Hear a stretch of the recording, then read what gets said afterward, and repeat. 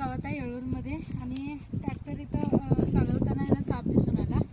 बघूया त्याला इंजुरी झाली की नाही माहिती नाही. बघूया इथं बघू शकता इथं तोंड काढलाय सापानं. आणि नाग आहे मित्रांनो. शेतात असे मोठे मोठे साप राहतात.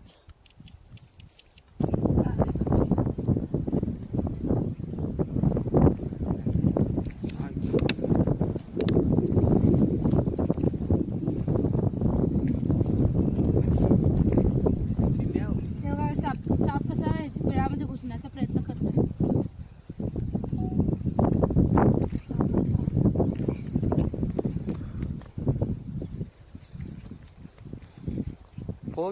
आजूबाजूला शेती आहे. शेतात खरं तर साप पकडायचेच नसतात. ज्यांनी कॅमेरा धरलाय त्यांच्या शेतामध्ये धामण साप आले आणि त्यांनी स्वतः सोडा म्हणून सांगितले.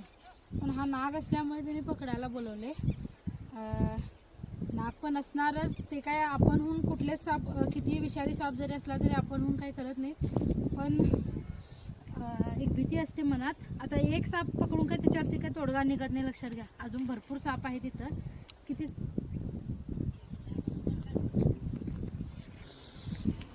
फार रागीट साप आहे.